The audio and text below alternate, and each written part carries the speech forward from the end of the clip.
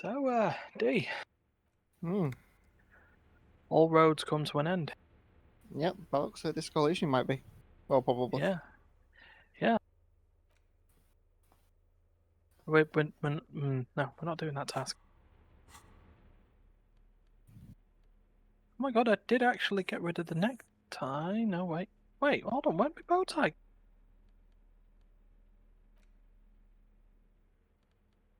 Why are you not equipped?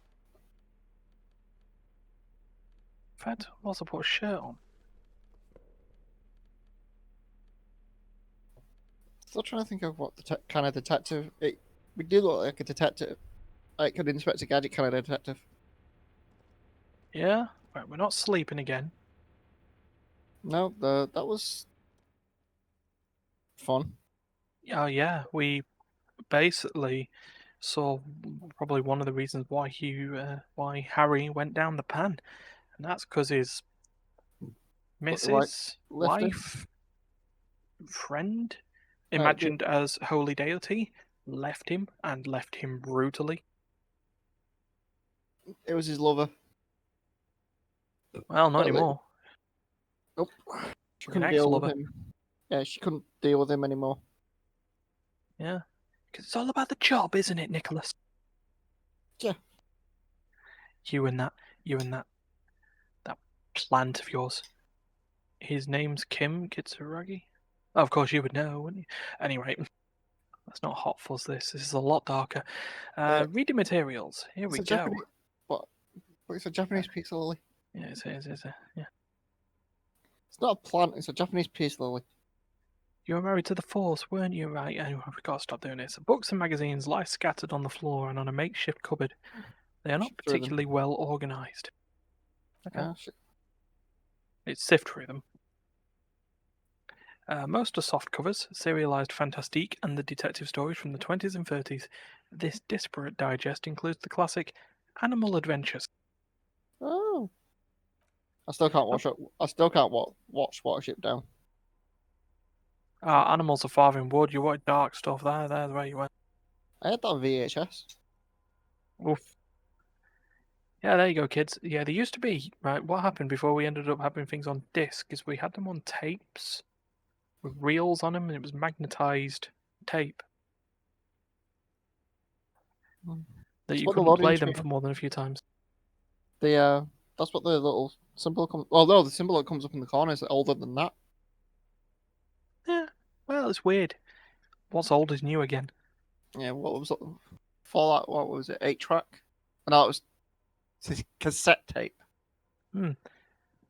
Among what is mostly commercial fiction and serialized stories, you find a magazine cathodique for electrical engineering. Then it's back to pulp, light erotica, an international thriller about circuit benders. Someone's made themselves a home. The lieutenant inspects a soft cover. We will check this. Roles are important. Let us get on our conceptualization gear. Vamp for a second. Uh,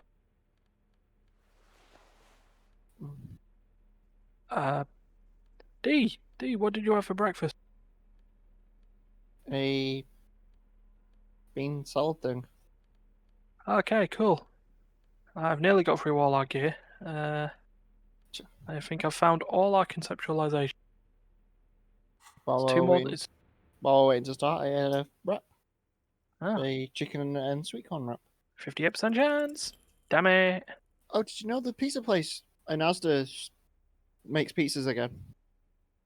Yes, Uh, I, they offer tickets as well. yeah.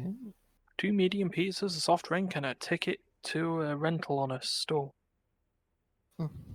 for Okay. for an amount of money. Right. Anyway, we failed our check. Um, Not that you can tell, this is a digest of someone who's dead bored. Most of it is for entertainment purposes, fittingly right next to the radiola on the floor. Okay. You do feel that you're not getting here though. Oh well. The print in some of these is pretty small though. This person has good eyesight. Yeah, well, we've lost that role. Don't think we're going to Yeah, be leveling well, up anytime.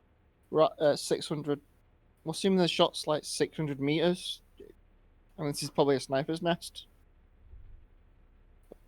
Probably. What else have we got? Oh, a scarf.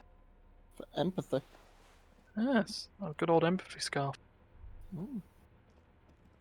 Right, down the stairs we go. Only if you could have the. I wish. There's two things I wish we had in life. One was the gear grade system. And two, it would be funny if you found out if there were stats attached to it. Like, I will wear this shirt. This will make me want drugs more. yeah, like Anyway, this I if I wear this shirt, I will get 2 intellect. green paint flakes off the monoblock aluminium cabinet. You see, we're on the idea that the moment we go through a door, we're probably near the end of the game, so we're trying to add this episode out for some semblance of time. Don't know yet. We don't know. Well, we don't know exactly what's going to happen. Yeah, true. So green paint flakes off the monoblock aluminium cabinet. There are rows of switches on the front panel, a frequency band, and even a keyboard. That's a radio modulator. It's an insular console, yeah. Actually, no, it's got the dials, so it could be a reactor. Maybe? No, some kind of Well, console. I ran the fingers across the keyboard, and the keys rattle like teeth. This keyboard hasn't been functional in decades. Oh, it's not picking it up. What, like teeth? Well, what is this then? The console of an antique computation device. Ah, it's a computer.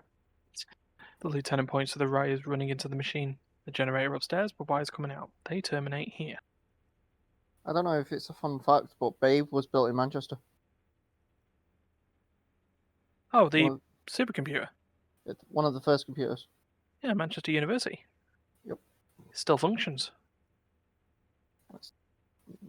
Part of it's still alive, but most of it got deconstructed. Eh. It's in the museum. Right, so we're seeing if we can open a blast door. And Kim says, I think yes, let's see. He points to the emergency dial switch. That one. The emergency open. Mm. So we just turn emergency open, right? Okay. Blast door opens with a series of clicks. A shaft of light appears, then widens as the light shines in. We got a door. Yeah, we're entering Vault 101. Now we need some cheesy 50s music. I don't want to set the world on fire. I just want. A sudden wave of anxiety makes your skin crawl. Okay. After you, the lieutenant gestures at the opening. Oh, we got a skill point. What's there? I don't know. A thin wisp of smoke rises from a charred black fire pit. The wind picks up and then dies down again. Let's go. So anyway, one last skill point. Where was it? Conceptualize.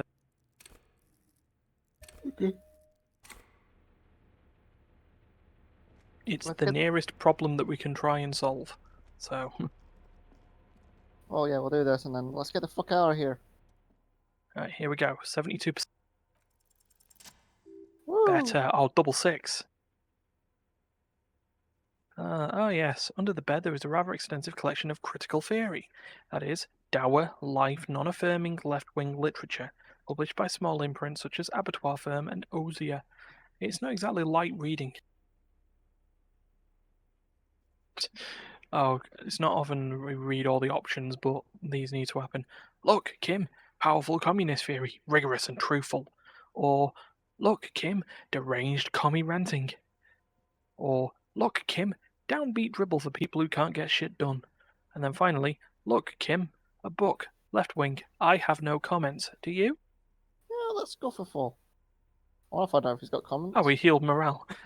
Oh, see, he enunciates the word diligently. Humanitarian sciences stands out. Not a lot of critical theory around in Revachol West anymore. It is making a strong comeback after all.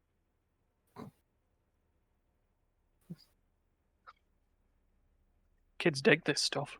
There was plenty of it in the students' room at the apartment building. Hmm. He nods.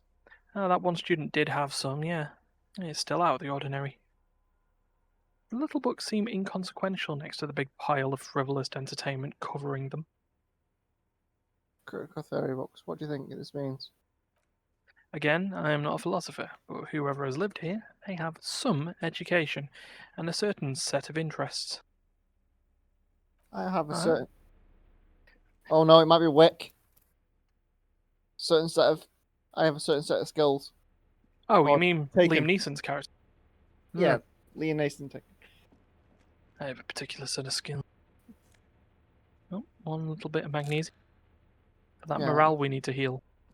yeah, but yeah, we have a particular. I have a particular set of skills. Oh, Cover locker. also, Some more magnesium and a little bit more. Well, that money that we've not needed for the past like 12 episodes, well, at this point, I want to get to 100. I want just to. to have. Yeah, I want 100 real. Well, I mean, how much do we owe Kim still? Oh, you know, At the smash end, his just little go like, piggy bank. it's like, hey Kim, I owe you. Yeah, a tire, a rubber dinghy. It's deflated, broken, like me. Yeah.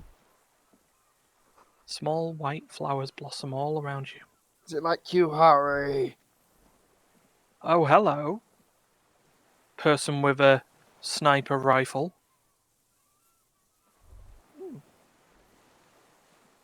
Oh, the deserter. An old man wearing tracksuit trousers leans on the frame stock of his rifle. He gathers a big ball of spit in his mouth, Okay. then spits it into the extinguished fire before him. He raises his black eyes, hooded by creased eyelids, to meet yours. Unclouded by cataracts, his eyesight is sharp. Okay. He's practically tearing up from spite. Hatred got the best of him a long time ago. This man hates everything. Okay, what do we have? You retained your So, eyesight. Did you get close to the blast doors? Nice gun you got there. so we've got So, those three options and then two proceedings. hmm. Do I ask him about the gun? Yeah, Or do I that's just good. go, Yeah, nice gun you we'll got go there? for it. It's not nice, it's a piece of shit. Gets the job done. Fair enough. Is that a Bell McGrave? It's a Trigon 446. Okay. Trying gun for How did you get hold of one? Yeah. Smear rifle. How'd you get hold of I one? mean, they are saying it, just so you know. Got a audio. Sent to us by our brothers in the Xinyao commune. Military aid. He pats the rifle. It stayed true to him. He can still make it sing. We've earned a new question at the Xinyao commune. Mhm. Might as well ask it. You heard me. It's good now. Like chalk wiped from a board. His gaze turns inwards. You've retained your eyesight. My eyesight, yes, helps me see all this shit. All the shit. Mm. A shudder of disgust passes his right side. His left side remains motionless. Hmm. So, did you close the blast door? I did. And you opened it. That was a one hell of a breathing. I Uh, fueled the generator. yeah. Do we just be honest, or do we just like answer a question with a question? Mm. I'll let you choose. I fueled the generator and used the console. I should have burned that console down. And how did you know I was coming? Reactionary rock and roll music playing on the water. I knew that'd come to bite us in the ass. Ah, Jesus. Should have Yeah. put the beatbox away. Told you we shouldn't play sad FM. It was not rock and roll, it was sad FM. Sad FM, huh? I always hated that station. Wow. Phlegmatic, counter-revolutionary dirges. Sadness is a mental illness. A weapon of the bourgeoisie. Says the guy who hates everything and has got a fucking sniper rifle. Hmm. The fascists were right about rock and roll. It is degenerate, hip gyrating mental illness music. All right, okay. I think we'll just go with 5 in terms of proceeding. Okay. I was thinking So, 6, but okay. what do you want, 5 or 6? I prefer 6 over 5. Personally. Okay. I'm with the police. You can keep the gun, but keep it down. Not one move. No. Oh, wow, okay. The lieutenant aims his pistol square at the man's head and says, Put it down now, sir. okay. Or you're going to blow my brains out before you question me. To hell with it. It's a walking stick anyway. Jesus, he's a hermit. It's out of bullets. The old man lays the rifle down carelessly, then looks at it lying there, like an amputated limb in the sand. Hmm. He stares on, his wrinkled mouth moving without a sound. A strange sadness, like a song. Do we just let it be? Yeah. The old man pulls back onto the hood of his plastic cape and looks up into the sky. Those words. The future teaches you I was thinking more real Heroes music. Orion. Okay. Then we get the option to go back.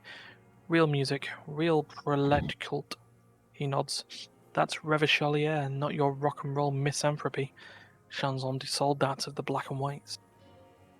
You need to address that remark. I'm not a misanthrope, I'm a half-dead police officer who's just doing his job. Can do. The job of a shitlicker. Oh well. Okay. What is Lava Original Thor? Yeah, that. It's the anthem of the world revolution. His eyes remained fixed on the sky. One of 3. In Grad, they sang Brave Children, Favours of History, and in Xinjiao, it was he struggles to remember, then gives up. Some Samaran shit, I guess. Well, how does it go? The song. How did it go? He looks at his gun on the ground and shakes his head slowly. Something about shooting rabbits. I don't know. Can't remember. It doesn't matter. It's gone now. Okay, your Who are question. you? Who are you? Yeah. Who are you? My name, he looks across the water, then back at you, is Josef Lilianovich Dross, political commissar of the 114th Anti-Aircraft Division of the 4th Army of the Commune of Revachol. I am a deserter, a partisan, and a prisoner of war. This is my termless surrender. His eyes turn to the reeds again, dead and dull. The Commune of Revachol. The lieutenant forgets to close his mouth. Do you mean the ICM? You're a holdover from the Insulindian Citizens Militia, the Army of the Revolution. I was recruited in Jamrock in '07, trained in the École de Contrôle Aérien, and consigned to emergency defense duties in '08. I left my unit on the eve of the landing. When I returned here on May 14th, the Commune had fallen. Still armed and ideologically trained, I wrote a criticism of myself and resumed partisan duties. How long are you living on the island? 43 years? No. He looks into the fire. A wisp of smoke rises from somewhere between the charred logs. I've been on other islands, too. Hmm. I was on Resurrection until they turned it into a spa in 18. Then I was in E48, a nameless sound, until the sea washed over it. Then I came back here. And that was 22 years ago. So again, you've been hiding here for 43 years. 43 years and 10 months. That's insane. It's not how a human being should live, but I had to. He grimaces, clearly in pain. I just couldn't forget. I just couldn't forget what I saw. What have you been doing during all this time? Hiding? Fishing? Waiting? He looks across the water, where the afternoon grows late. En Rue de Saint Ghislain, people walk home. Streetlights will soon be lit. Don't die. I said don't die. Further inland, the streets are alive with workers. Men, women, children, street hawks and migrant labourers. The temperature is steady. Alto cumulus clouds form above Precinct 41. Two police officers step outside of the Whirling in Rags cafeteria. Satellite Officer Jean Vicamer inspects giant letters across the plaza mosaic in dark red government-marked heavy fuel oil. Patrol Officer Judith Mimoir points west. The fishing village. She glances at her watch.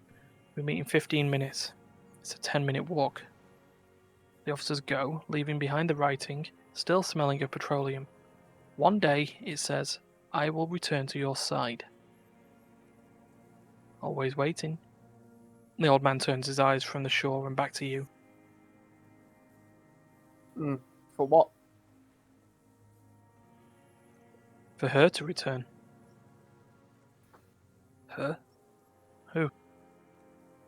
Girl-child revolution.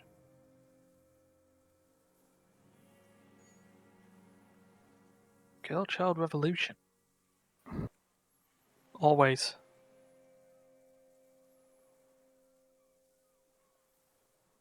Does he mean Dolores Day?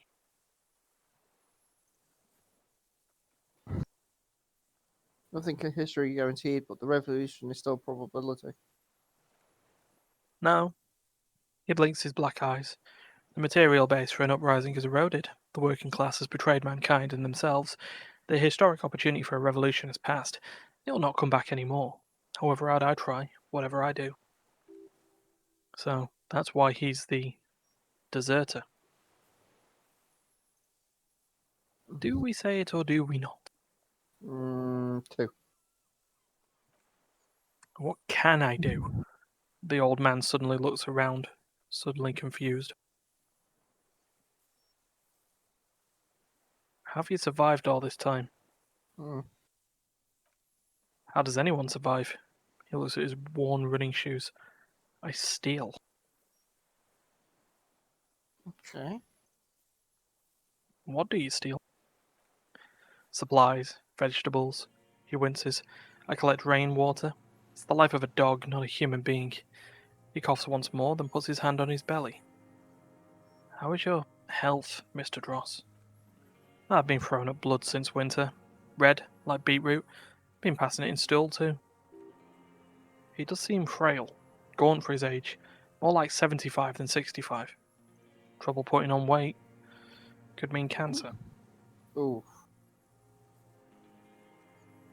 The RCM can provide medical services. You need to be looked over. I need to die. A droll smile stretches across his mouth. You don't have medical facilities. You have guns. That's all they give you. Toy guns. How have you coped mentally? Mm. I haven't. I have holes in my brain, years missing, others filled with pain only. A decade of his eyes roll into his skull and back. I don't even know what. Inferno?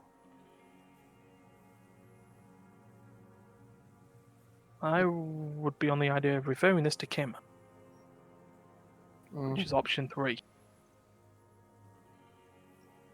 Okay. I would imagine it gets tremendously difficult, mentally, to live in isolation. Traitors, it's better alone. He nods towards Martinez. I watch the people of this city turn the lights back on, more and more each year. Ruins glimmering in the dark like a fucking merry-go-round. It's disgusting. He looks down at his shoes, his face parched from the sun and the wind. There's a winter pain in there somewhere. Are they not heartbroken? How could they have moved on?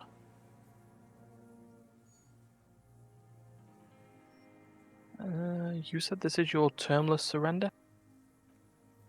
You're with the RCM. He waves in your general direction. The coalition-appointed mob that enforces bourgeois morals in Revachol. We're with the RCM. Let's leave it at that. Hmm. Let's. He looks you in the eye. You represent the Moralist International, the enemies of humanity who took this city. I represent their adversary, Le Parti Communiste d'Inchland. Take me to them as a prisoner of war. I have relinquished my weapon. I can no longer serve. No superiors can relieve me of my duty. You bulldoze them all to a mass grave for trying to free humanity. His hand shakes as he breaks into a coughing fit. A spray of blood from his mouth on the black charcoal in the fire pit. I'm almost feeling like we're limited in time for questions that we're answering here. Hmm. Maybe let's move on to another seriously. serious question. Hmm.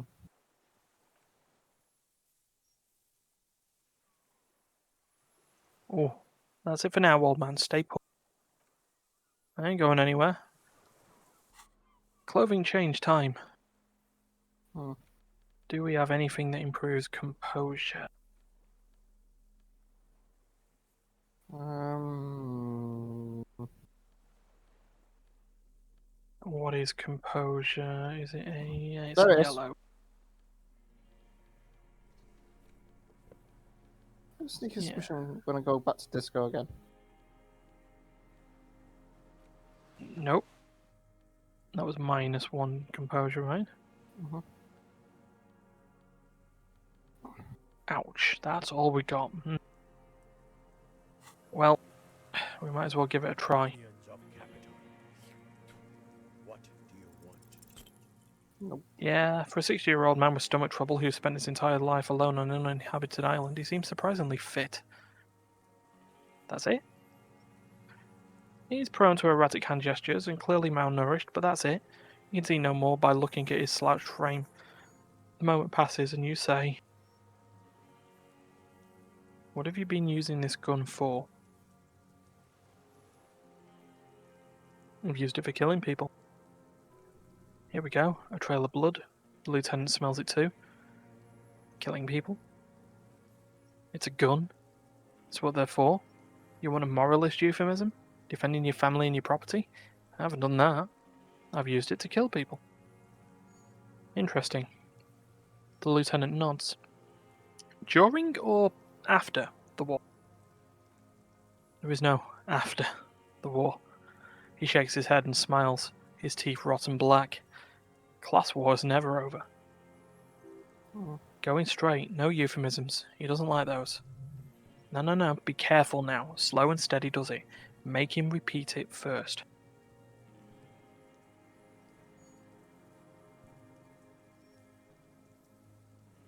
Okay, what have we got here?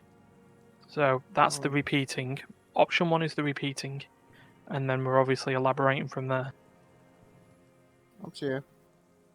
So you're saying you killed people after active fighting stopped. What did I just say? He keeps shaking his head erratically suddenly. He brushes something out of his eye. What did I just tell you? Don't drop the ball now. Hmm. Okay. Did you use that gun to shoot and kill a colonel of security contractor Crinell? The who now? He leans in and cups his ear. He heard you. He just wants to hear you say it again. This is dramatic flair on his part. Right choice. We're in. Do it, sire. Um. A strong? I'm thinking the armor guy. The corpse in the armor corpse hanging. in ceramic armor hanging. That one. Mhm. The corpse in ceramic armor hanging behind the whirling racks. Did you shoot him? Oh yeah, that one. He looks up at the sky and clacks his tongue. Ugly piece of work, that. Did you kill him? The lieutenant takes a sudden step towards. I am the son of a welder and the officer of the commune of Revachol. He spits a big one at the lieutenant's feet. I do not collaborate with murderers and pederasts of the liberal regime. Exhaust him with proof. Pile it all on him. Get a confession. The scent of blood in the air. But what else? There was something you can't remember. Something about the tracks. Suddenly all those tracks are so confusing. Go with something else first.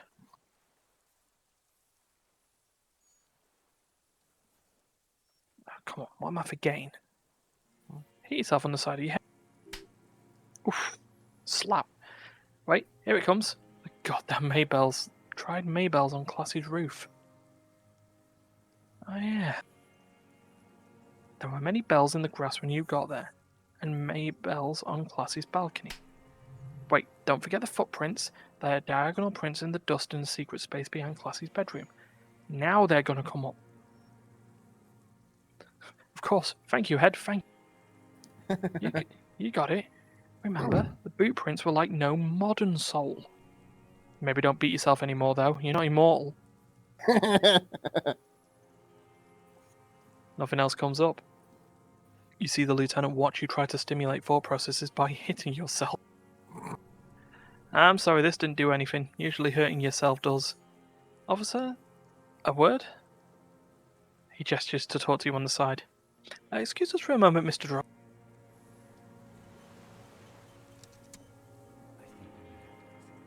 The lieutenant whispers, then gives the suspect a short glance. Did you think you did it? He nods. From nothing to this in a day. A crooked little smile. This is good, Lieutenant Yakuto. We just need a confession first and maybe a solid motive later. What am I missing? What haven't I done? Ballistics. Let's cook him here for a minute or two. We can have another look around the island for a sniper's nest. He looks to the small tower on the coast. I think we should check out the post.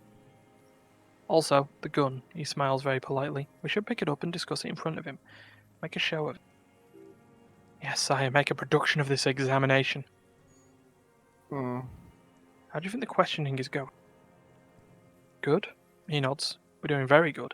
He wants to confess. I can see that. We just need to pile it on a little more. The more we have on him, the closer he is. Oh, you hear that? He thinks you're this close. Well, let's do this.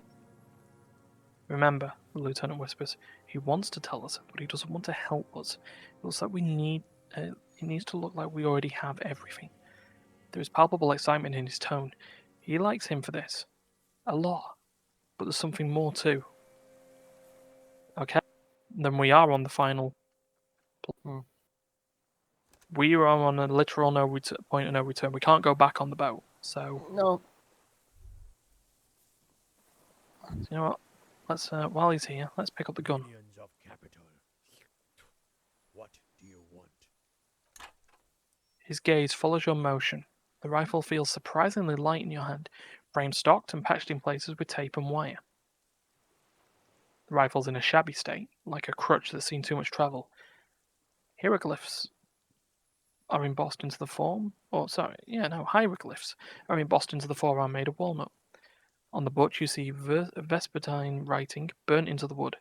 Trying on 4.46 millimeters made in Sinyao. This uses jacketed ammunition, 4.46. Jacketed. Military grade ammunition. Stable in flight, good for hitting something that's very, very far away. He says, mostly to the old man. As he speaks, he stresses every word. He's liking this. So as he said, it's a training gong, made in Sinyao. Worn. Personalised even. Looks like this weapon has seen a lot of use, hasn't it, sir? No response from the old man.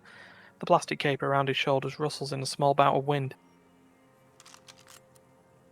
We stow the gun, and the old man keeps following your motions with his gaze.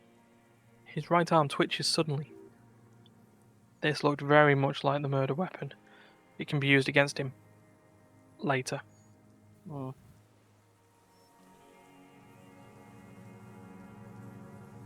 So when he means the tower, we need to go back to the blast door then.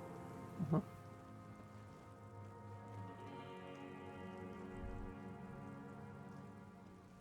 Let us go. I mean, he's not going to go anywhere. We've just basically took his walking stick.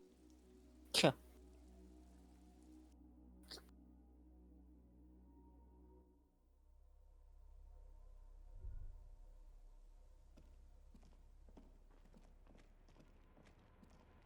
So it won't be there. There's two ways. There's back the way we came, and there's down here. I'm gonna say through the door, not be on a trip this time. Yeah, not tripping the light, fantastic, and going across the water to another city altogether. A firing slit. You can't see inside.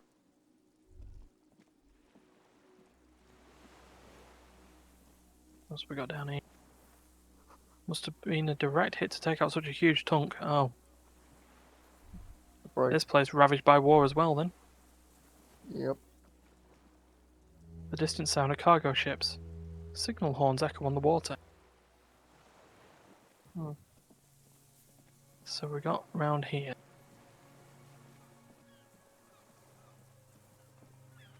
Couldn't make a shot from this. No, we're looking for a guard post or a tower. Yeah. Oh. The pain in your pelvis makes you wince, then you continue. Yeah, Harry's in pain. The inside of the fortress, you can make out the console and the blast. There's a staircase though. Indeed. Hello. Hey look, it's another fuel canister. A weathered artillery map showing the coordinates in the Bayish Revachol. An old medicine cabinet, newly stocked with Dramamine. Hmm. Just Oh, in another case. Oh, damn it. There's a rain-soaked mattress on the concrete slab, only half covered by the crumbling roof. At the head of it, double embrasures, firing slits, like two eyes in the wall. B triple prime. The lieutenant lowers his voice, stepping closer with his hand on the gun. This looks like a good place to shoot from. Inspect What do you it. want? Inspect the mattress? Might as well. A single-person mattress, modern, civilian use. Brand name, Marjorie. There's a fuel stain on the cover, along with cigarette burns. And an empty can of beans on the ground next to it, filled to the brim with cigarette butts. Pick one out of the can. The silhouette of a tobacco picker adorns the paper filter. The brand? Tio Mortuary. Ah, like the ones we found at Land's End, remember? Hmm. Yeah, this guy gets around. Inspect the wall. There's a firing slit in the wall in front of you, like a little window. Let's touch the concrete first. Quite old and grimy from years without cleaning by anything other than the rain. Look through the hole. The springs screech as you lean on the mattress and crane your neck to look out. Trepidation, a tingling feeling in your stomach. A small piece of the Martinez coastline opens up in the square in front of you.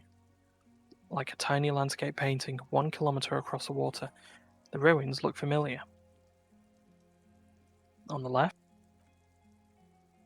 a towering skyscraper, its top floor shaved off by artillery fire, Capeside Apartments, Rue de Saint-Ghislain 33A and 33B.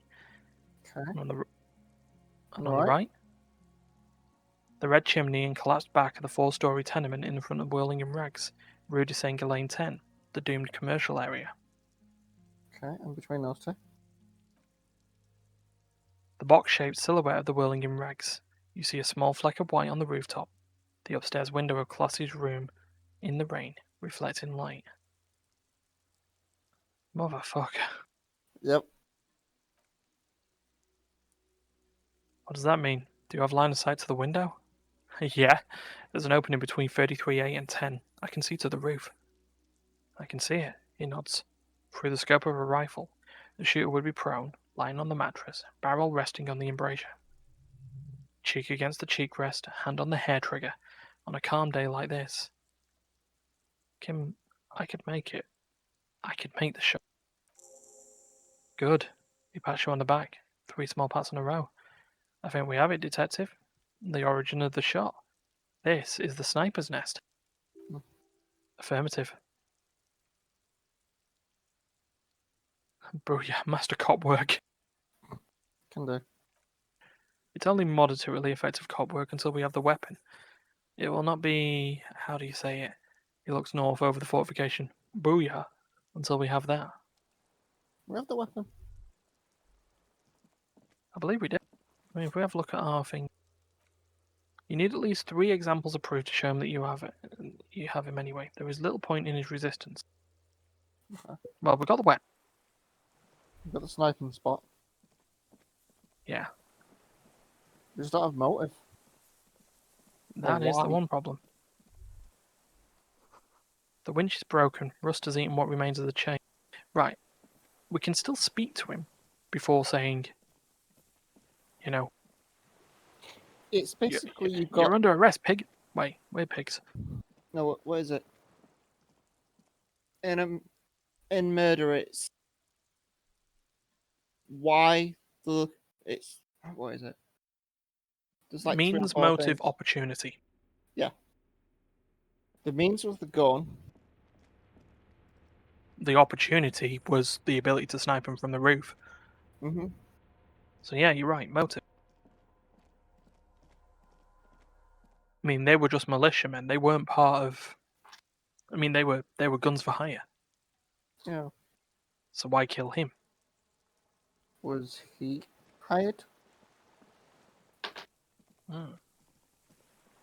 Right. Well, we've got the ability to speak to him a bit before we do the confession. Minions of capital. What? So one more time, Mr. Ross, the Colonel. We need you to talk about killing him. Petty bourgeois law. He snorts and spits. This is all you care about, right? The only thing in this world for you types. A drop of blood in the saliva. Tear into him again. Pile it on him. Maybells. Behind the victim's window. I saw them growing here. Damn Maybells. He looks at the blossoming field. The whole island is turning white with them. He seems tender suddenly. Nostalgic even. A strange mood swing. Ah, so many this year too. The spring is coming. No, he's already here. Wash the filth away. I haven't seen these flowers anywhere else in Martinez. Only here. They blossom on the islets before we fertilized them with our blood. He looks to the water. Resurrection was snow white in May, before they ruined it. South, the Bay of Martinez is dotted with little freckles of islets, turning green with white flowers in white snow.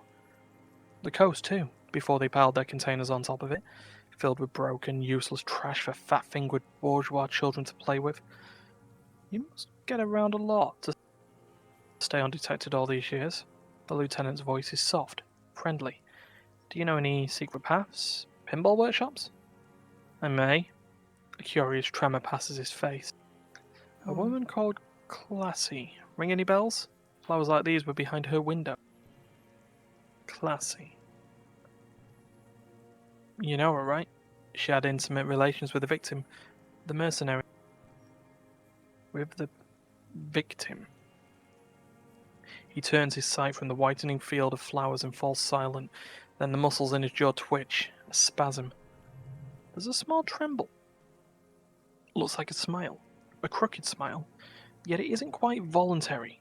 He's about to burst. I was Right, wondering- so each one of these is proof, isn't it? Yeah. So we've got more than got the 4 or the 3.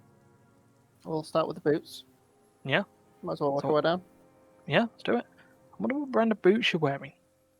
Everything is brands with you individualists. Who cares what brand my shoes are? Sansa. He looks at his running shoes covered in mud. Some shit. Show me the soles, please, Mr. Dross. Fucking imbecile. The old man stretches out his leg. A black and white spiral pattern covers the sole of the worn-out old running shoes on his feet. The marker is called Sans-Arique. You can see their V-shaped logo, but can't make out the size. These are not the unusual horizontal pattern shoes you saw in the dust on the floor in the hidden room. However, they do seem to be about the same size. The size fits, but not the sole. The lieutenant comes to the same conclusion. Hmm. Well, wait. Maybe it's simpler than that. So he doesn't seem to be wearing them right now. People change shoes. It doesn't mean you weren't there, near the room the victim died in, sneaking around. Racking those brains, are you? He squints at you, black pearls gleaming with hatred, desperate to report something back to your masters. They must have really loved that dead fuck. The lieutenant gives you a quick sideways glance and nods to acknowledge. The prints were his. You can see it in those eyes. He can't keep them from flickering, looking for something. The old man stares at his own prints in the ash around the fire, silent suddenly, some strange process within him. A gush of wind, seagulls in the distance. Right, so we've got red checks Hmm. that we need to figure out each piece of proof. That's one.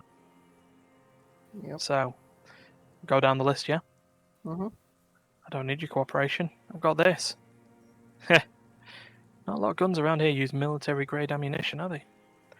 It's a real gun. He points to the lieutenant's holster. Not like your little musketeer pistols. I've seen you prance around with those, jumping hoops for the liberals. You look like imbeciles. Why don't you ask them to give you real weapons, he chortles, going against automatic rifles with those toy guns. Of course you got those boys killed. Damn, he saw you. You watched it happen. Mm. You would have had a good view of the tribunal from here. It's not just empty boasting. So we saw you. Okay, so what? Don't let that divert you. Stop changing the subject. We have the murder weapon. You know what? The lieutenant looks at the weapon demonstratively. You're right. I'm convinced this made the shot. Should we call it? Dramatically ask. You think we have the murder weapon? Mm. 4.46 jacketed ammunition modified for range. He lists. We have it. This is it. Well, I'll give you the one for this. Oh, I'm calling it. We have the murder weapon. Good. The lieutenant takes out his notebook and draws a single line. This feels good, doesn't it? Tying things up like this. When you have the murder weapon, you have the killer. Murder. The old man does not say more. He just glances into the reeds and then twitches once more. He suddenly jerks to life. You know who he was? A coalition-trained murderer, armored and armed. He wasn't human. The blunt end of a hammer, dripping with blood.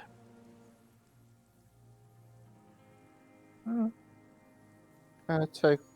He was a killer, but he was still under the protection of the law. Beating us to the ground, moaning with joy, he breathes in with strange animation. You hounds get so thorough when a company-trained killer dies. I haven't seen you on this coast for 40 years.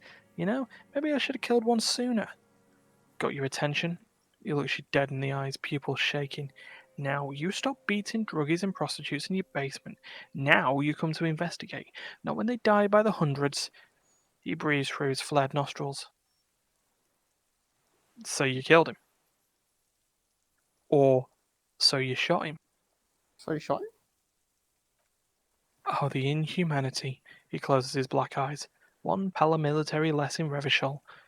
You can almost see him squeeze a tear out of his eye. His fists begin to tremble from the anger. Lieutenant raises his right arm to hush you. Hush. Does not need to be pushed any more. The ball is rolling. While the lieutenant listens, just holding his breath. So we just nod then, yeah? Mm-hmm. I had them in my sights, both of them, him and the whore. I was breathing with them, in phase, and I pulled the trigger and flew on the air until I landed in his mouth. He begins to smile. I didn't think I had a shot like that in me anymore. I did. I saw him kneel there with his mouth full of death and that stupid look on his face. The smile quivers, and his dick's still in her. There. A hot flash of Wow. rage almost carries the smile away. I know, right? Some dark peace. Mm. Then what? Then what? Nothing. I went to sleep. Next morning there were Maybells everywhere. The world was white, or what's left of it anyway. My last spring here. I knew the fascists would come to avenge their own, and so they did. The lieutenant just looks at him for 1, maybe 2 seconds, then breaks the silence. Mr. Dross, are you aware you're confessing to murder? Yeah. A single word is all he gives. The lieutenant takes his notebook slowly, very slowly, and you were looking at them, the victim and a young woman, having sex, through the scope of your rifle that night, before you shot him. The old man nods. Why? Why? Because that's what they were doing. He shrugs, then smacks his lips. The motive. This is where the motive is going to come from. I don't understand. He turns to you. Do you, detective? I don't understand this part. That's what I was saying. Why aren't we? Why were you looking at him that night? I'm always looking. He cocks his head to the side and then turns his eyes to the city. Another tremor passes his right side, lower in intensity. Are you always looking through the scope of a rifle? He explains, I'm just trying to understand. A rifle scope has the best magnification. Helps him see all the shit. Hmm. And if you don't like it, click. If it's part of the shit you see, then you pull the trigger. Yeah? He looks at the lieutenant in the eye. Think of it as a form of critique. Wow. He will not stop now. These dialectical materialist types never do. Exploit it. What specifically did you not like about what you saw the night of the murder? Them fucking. He looks at the charred wood. I didn't like that. So Right. you would. Okay then. Yeah? Splat. A bloody spitball lands on the firewood. Been looking at anything else you haven't liked? A tragicomedy. He shakes to life. Druggies, prostitutes, and rentiers. A strange little engine seems to fire up in him again. It straightens his back. The familiar put of hatred. More Yep. specifically? Specifically, the whole city is a charnel house stripped clean and draped in neon. Martinez. He shakes his head in grave disgust. Martinez is the worst. How come? Because of the racists. Everyone is a racist in Martinez. It's their favourite thing to do in the whole world, listening to race-themed radio shows, in the ruins, in their lorries. He points inland. Pumped full of steroids and Radio Revachol 92. Race this, race that. It's all sanctioned by the Social Democratic Union and the farce of a social democrat who runs it. Oh, Mr. Clare. Yes, the fly larva in his container. He let some nihilistic advertising yuppies erect a statue of Philippe III, a syphilitic murderer, on the town square to spit on the working class. Anything more? Not since the serfs of ancient Carnassus has history produced a more inert social class than the Martinez proletariat. The rest of Revachol at least pretends to rebuild. These people still live in ruins. Intense, like animals. He points to the church. Like those boom boom morons on the ice. A pity they didn't drown in that tent of theirs. He keeps shaking his head with sorrow for the sight he missed. That all? The worst of them is that blood-drenched soccer ant on a yacht licking her lips. The old whore's gone now, her gun-toting porcelain men are dead, so... Actually, no. The worst is that old cock parading around his uniform, throwing balls all day. It's not enough that the racists and liberals are dancing on our graves, the old loyalist goons still parade the ruins too. Every morning he's there, while the parasites he fought to protect are off in Ozone, or Croyant Moraine, or some other island they built their palaces on, feeding them drugs and having sex with their own children. Say nothing. And that's all the rich really want, sex with their own children. Throughout history, even the royal bloodline of the suzerain, it's just an excuse for them to have sordid sex. At least that old cunt Crystal is now dead. Uh-huh. Yeah. Now I have some questions about this. Now we did good until we pushed him under the horse car, until in the 30s the disco whores, he breathes in, his breath heavy with hatred. He cannot make out a single word. The disco whores are too much. Hatred shuts down his brain's language centre, leaving only a nonsensical sputter. Oof. There was something about a statue and nihilistic advertising agency people. Might be worth investigating. So, you mentioned the Union is social democratic and Mr. Clare is the farce of a social democrat. Mm. Another hideous disappointment. He pokes at the ash. Unions are the real enemy, the true enemy of the proletariat, placating the masses. It's a disappointment. Everett Clare? That deformed toad? I wouldn't expect him to wipe his own ass. I mean, the brains of the operation. The smart one. Doesn't Everett run the Union? Oh, that mobster Toad couldn't run a shit house. He has no political education. His twin, Edgar Clare, that one's been to one of those East Revachol universities. He talks a big game about uprising and alienation and so on. So you talked to Edgar. First against the wall with him. He stopped poking at the ash now, just shakes his head. The Clares wouldn't miss a man hidden in their own backyard. Not all this time. Nothing happens in Martinez without them knowing. Of course, maybe the Clares asked him to... Mr. Druss, did you kill the criminal mercenary for the Clares? To incite a riot? He shakes his head. I'm not doing anything for that swine again. Again? What have you done for Edgar before? I tried teaching him some Mazavian socioeconomics. They didn't stick. We parted ways. He coughed. There is more here. You can feel it. He was not outright lying, but almost. So that's something that we need to look at. Disco whores? Whores, is all he says. Even that word has to be pushed through his teeth with great force. The rage seethes too hard. Hmm. There was something about the statue on the roundabout and syphilis?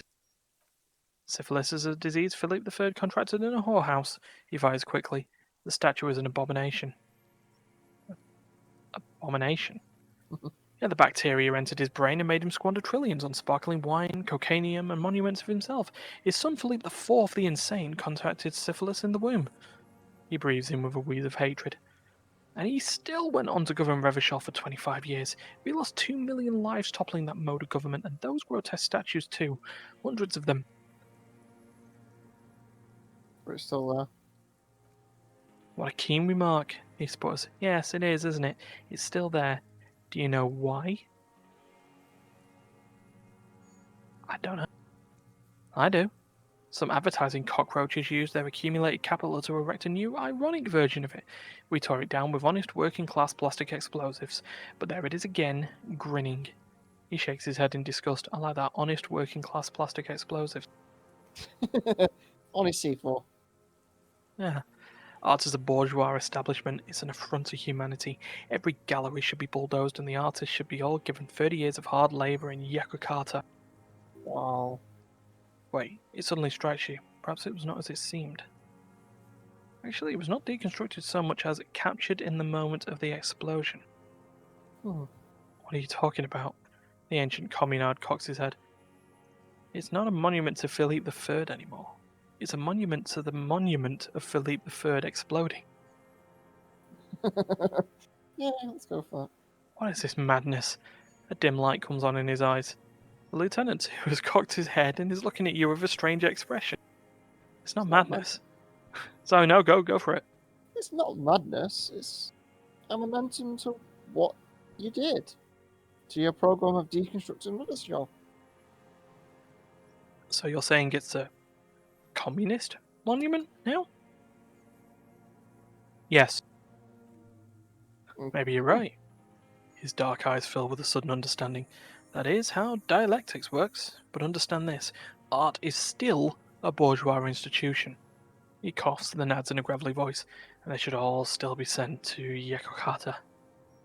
Of course, straight to Yakutkata. Mm-hmm, the lieutenant hums. Straight to the open pit mine, or cleaning up radiation in 7 years Imdala. Yeah, well, the ancient communard sizes you both up. Not sure what to think of it. Well, okay, so that's it for that.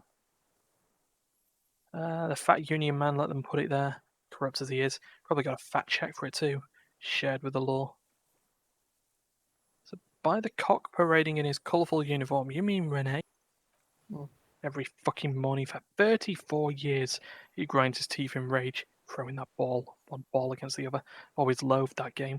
That is not a working class game. I don't care what they say on Radio June. Royalist goons play it like it was life itself. Click clack. It makes the sound of balls connecting across the water each day. And that uniform, like a parrot's plumage. I won't even mention he's a traitor to his race. A pedantic, manic race traitor. Okay, now I don't know about. I remember him. He points to his black eye.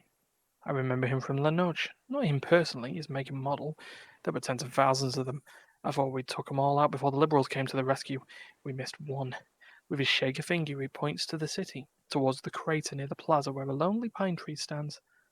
That one. Fat and plump, like a pheasant, just begging to be popped off. A grin stretches across his face and he whispers, "Please, Mr. Dross, shoot me!" He whispers with such predatory hunger it borders on longing. You'd like to kill him. Why haven't he, though? The smile lingers. Oh yeah, I'd like to look at him strut around, place the crosshair on his medals, round his face, and just fiddle the trigger. Think about it. Let the bonbon melt in my mouth. A treat, better served for later. He's a pleasure delayer. Save the treat for later. He is a juicy bonbon, that one. A real treat for the black day. The blackest. When I put that gun in my own mouth, I think, no, don't waste it. Put this lead in that cock Renee for the boys he's killed.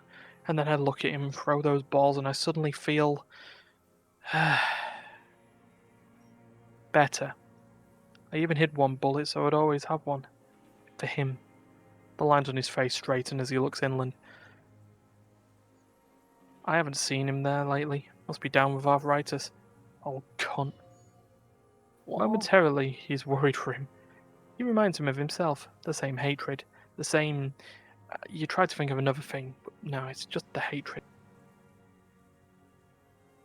So, I'm glad we talked about this. Now... stay there for 1 sec. I need to change some clothes. In fact, I also need to level up, so it was logic, was it? Can't remember. Hold on, we can... Millions of capital. What do you yeah, so you want to ask again? Yes, it was logic. We got 2 skill points. Need logic. So let's accept that. Put some gear on. Oh, gear check. Yep, it's logic, clove, changing time. Rhetoric, half-light logic, shirt, get on.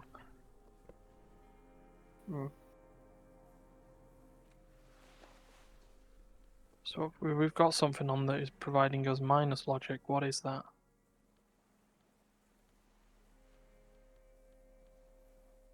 The glass. Off with the shades. Off with the shades, indeed. And we'll just quickly check. We're so close. I'm not finishing. We're not stopping now. Nope. Aha! Logic hat. Logic hat. Oh. Better logic hat. Mm. Logic glasses. So we've got 4 logic from there. And 2 Plus 3 from... logic, yeah. So that's 6 logic. Millions of capital. Yeah. What do you want? That's a lot better. 3% to 83%. Yeah. Nice. The connection comes to you like a splash of cold water. Dark, cold water. 20 years ago, when you met Edgar, the Clares didn't run the Union yet, did they? A sputter from the old man. He acknowledges it. Here we go. A twist behind the dark bend. Who did? Who did? That bourgeois cow. Tiffany Holly was her name. He narrows his eyes. Licked the rich man's hand every time he came to town. Never seen a Labour leader so hot on mutual cooperation. And money. She liked that too. That Holly was a real bridge builder and a deal maker. His eyes glisten suddenly with hatred. Bordering on sentimentality, it drips out of him, tempered by something familiar to you.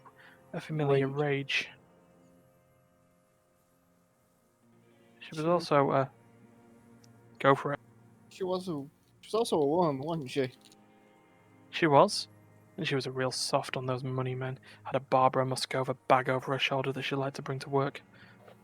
And then she just disappeared.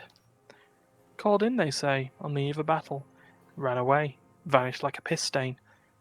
He squints and smiles at the black logs. No, that's not quite it, is it?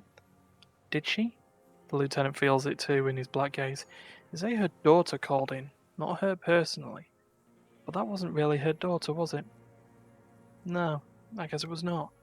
You could swear you see the embers glow again under his eyes on the dust. Edgar had someone make the call.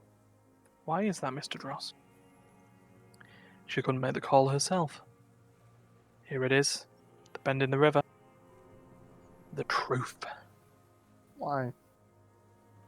Because she was dead. How come? Because the cow caught a bullet in her right lung, fell into the canal gasping her tit and drowned. Or bled. Hard to say. It was a sloppy job on a moving target. She was going home, waddling, dressed in yellow, drunk like she often was.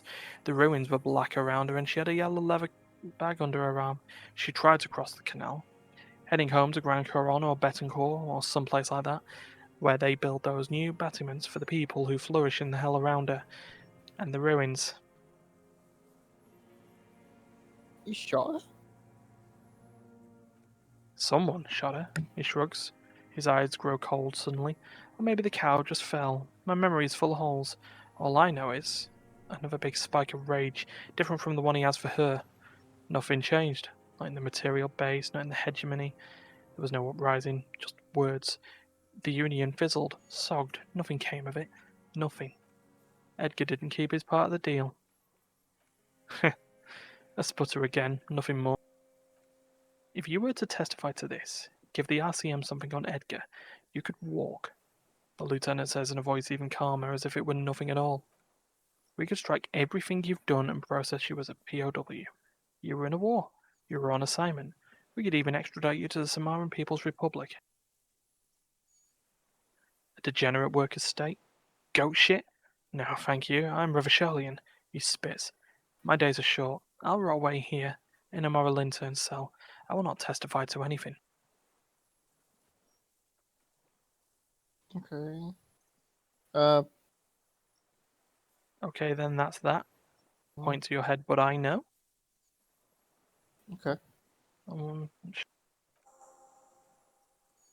all you know is I saw it happen, and I liked it. I liked it a lot.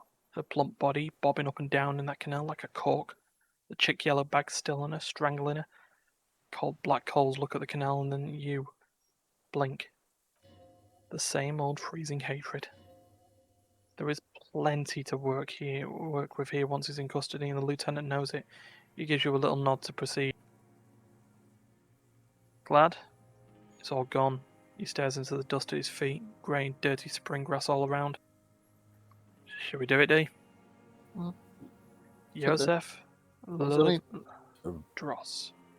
You're under arrest for the murder of the Crenel Colonel here in Martinez. Is what you plan to say? Before you can get past your under, the lieutenant interrupts you. Officer, are you sure? His voice is lowered. Maybe we could get more? One more thing. The old man looks at his rifle in your hands, a little startled for some reason. See, it's probably this. The composure. Hmm. No, we're done.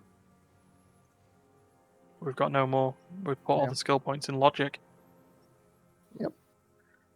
You're under arrest for the murder of the colonel known as Lely. What? The old man's eyes filled with sudden unexpected terror of the words. But you said I'd be taken to the sum of all the erratic movements, fidgeting and mood swings he's been exhibiting. The wind picks up. The silence on the water is broken all round you. Little shivers of waves appear. The lieutenant continues like an incantation. Your Wayfarer rights have been suspended. Information provided to the officers on the scene will be used against you by the prosecution.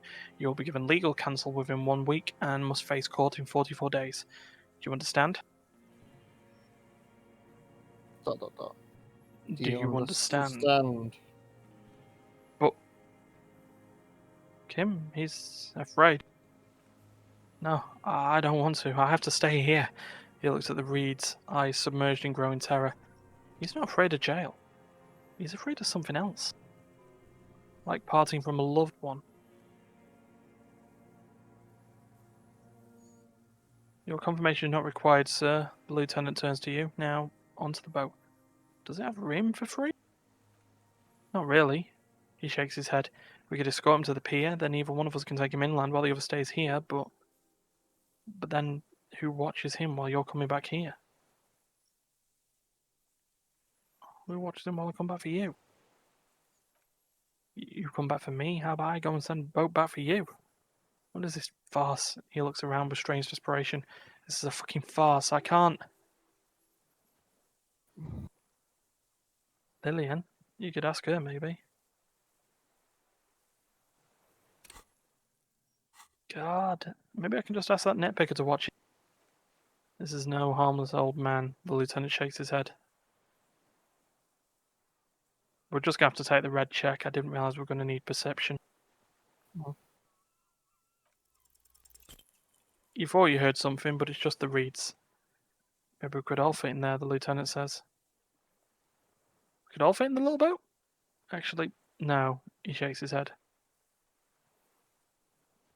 You could come back for me once you've taken him to the precinct. Classic thing, you know. Hmm. It's the it's an actual. Oh, what is it? I can't remember the name of it, but it's the frog crossing the water or whatever. The three man. Oh. Hmm. Get all three people across the water. You've got a boat that fits two people, but you have three people. How do you get both to the other side? Yeah. Well, the fox, rabbit, and the thing. Oh, there's a lot of stuff going on here. What? Your skin is crawling suddenly. What's going on here? Zooming out.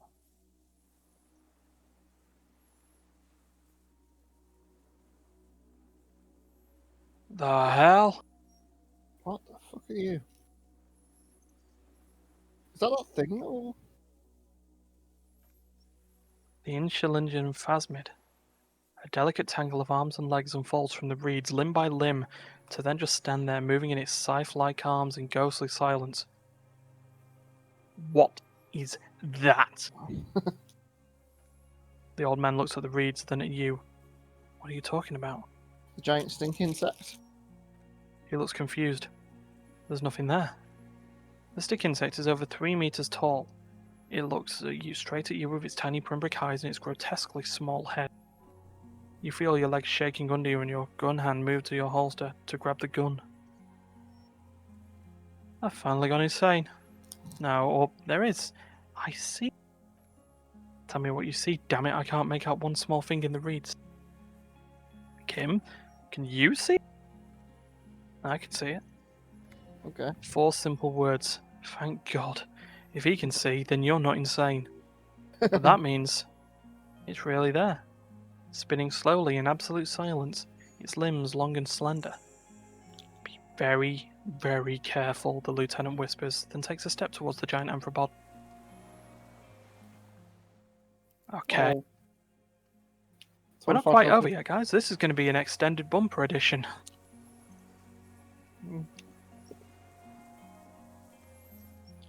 The creature stands on long stilt-like legs, antennae hanging from its head like a woman's hair, white and curled at the tips.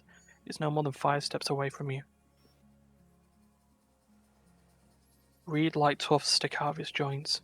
As the insect moves its 4 arms, it produces a faint hiss, like a reel-to-reel machine spinning after the tape breaks. Ah. Your corpse will be marked by stars. Laid the pheromone on thick. Let's approach it very carefully. Slowly, with your breath held, you take 2 small steps towards the phasmid. The creature lets out a series of ultrasonic clicks that swarm around your head like swallows. Like laughter. A sort of happiness. Sweat drips from your brows, soaking your chest. You reek of it. Your chemicals. Hissing and clicking, it extends its mandible-like antennae to greet you. You're right below it now, looking up at the colossal chitin of its white limbs. The head of the creature is crowned by reeds, and its eyes are like small droplets of water. Take a picture. Okay, Kim, take the picture.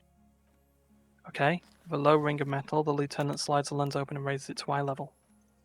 There is no change in the insect's motion while it's being gained by the camera. It remains fixated on you. In 3, his voice whispers, his voice is tense. If it moves, you jump back. I'll shoot. Here we go. 3, 2, 1.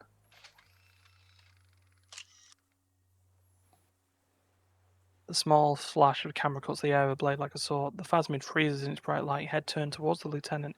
Hypnotized by the flash, it stands frozen before you. The sweat on your arms feels cold as ice, as if you're frozen as well, in the shadow of the giant statue of chitinous marble. I got it. You hear the lieutenant whisper as the creature's shape develops onto photo paper in his hand, a polychrome ghost of white streaks against the reeds and sky. And you, as a shadow before it.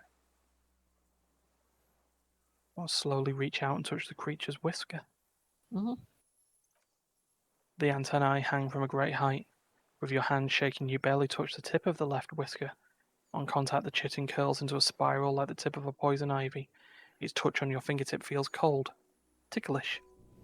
The sensation is electrifying, resounding through your body. It's surprisingly delicate, the curly end of the whisker, like a young vine. It's even a bit wet. Be careful, detective. It's moving. Look at your finger. You're right. It glistens with some kind of moisture. The creature in front of you stays frozen. Be carefully pat its scythe-like forearm. Okay. The limb before you is incredibly light, like eggshell. It's much lighter than a reed. You feel a soft push could tip the creature over, its hollow exoskeleton collapsing. Run your hand up the slender limb higher. A small shudder passes the creature's arm. High above you, its black pearl eyes still glisten, mesmerized by the light passing its nervous system. There is some kind of countdown happening as it slowly processes the overwhelming brightness of the signal. The invertebrate is regaining control. Not Lick your licking me finger. finger. Oh, okay. It tastes like sugar. Very faint. The arthropod towers above you, tufts of reeds pointing from the limb and head alike. You We got it got it. back off. Another shudder pulses through the creature's limbs. It jolts back to life, like a record continuing where it left off, in a swaying, praying motion. Even the small black bills of its eyes do not stray from you.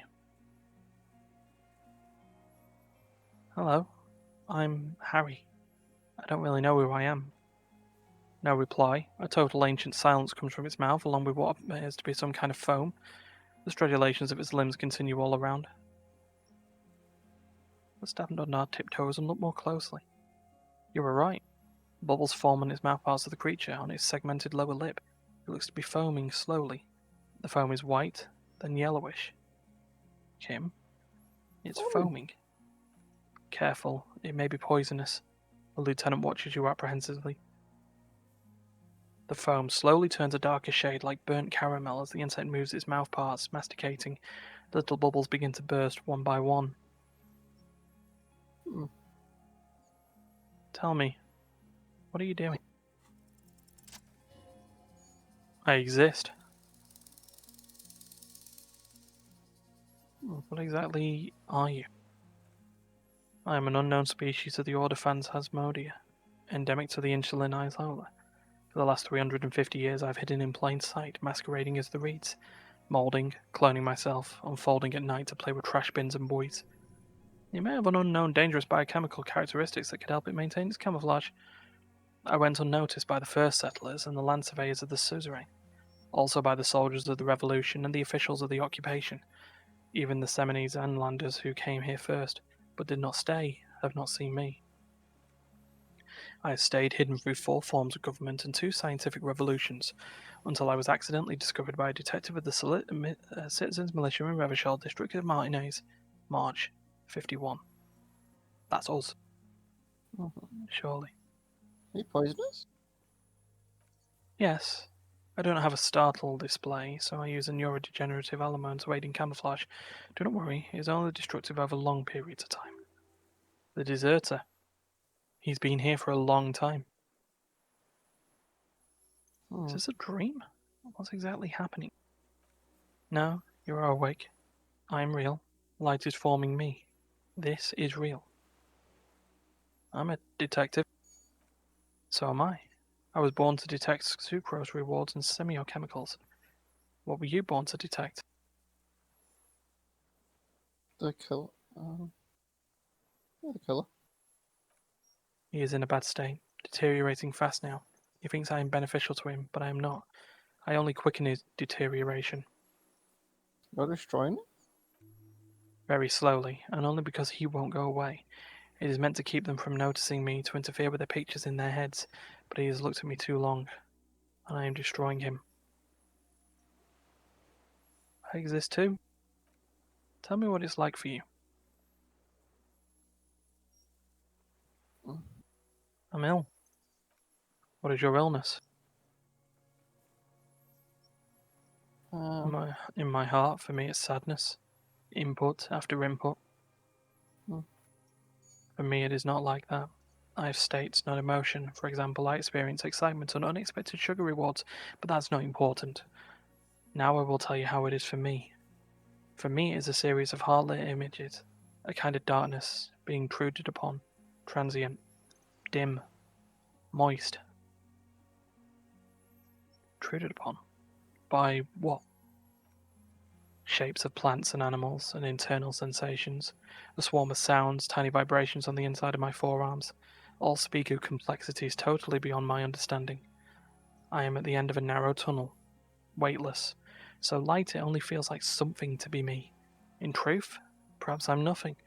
I certainly do not have a soul, and if I did, it would never ache.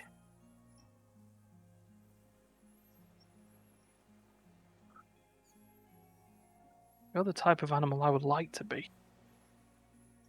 Mm. Or I'm glad to be me, an incredibly sensitive instrument. I'm thinking one. Are you sure? Yeah, I'm sure. Why do you ask? Sometimes when molting I regrow a lost limb. One time something went wrong and a small leg replaced my missing antenna. That's cool. Mm. No, the leg tried to move around independently, making it hard to walk. You don't have a foot there now. Yes, thankfully someone ate it. Next time I molted, I grew an antenna again. Oh. So where does this come from? All this, around us, the world. Not even the birds know that. Not even the water lilies. We need to know. Was it sent to us by a god? I think we should eat it. If it's a leaf, you can put it in your mouth. Or a reed. Yum yum. Hmm. That's insane. No, you are. The moral of our encounter is I am a relatively medium life form, while as you are a total extreme madness, a volatile simian nervous system ominously new to the planet. The Pale, too, came with you. No one remembers it before you. The Snindrins do not, the radically symmetrics do not. There is almost a unanimous agreement between the birds and the plants that you're going to destroy us all. Wait, the What is... pale? Yeah. It is a nervous shadow cast onto the world by you, eating away at reality, a great unnatural territory. Its advent coincides with the arrival of humankind. I don't have Don't that have kind that. of power. You are a violent and irrepressible miracle. The vacuum of cosmos and stars burning in it are afraid of you. Given enough time, you would wipe us all out and replace us with nothing, just by accident. How? We suspect it'll be something like the oxygen holocaust that wiped out all anaerobic life 2.6 billion years ago when organisms first started breathing, only much worse. Instead of air, you exhale force. There are no trees that eat force. Worse, how?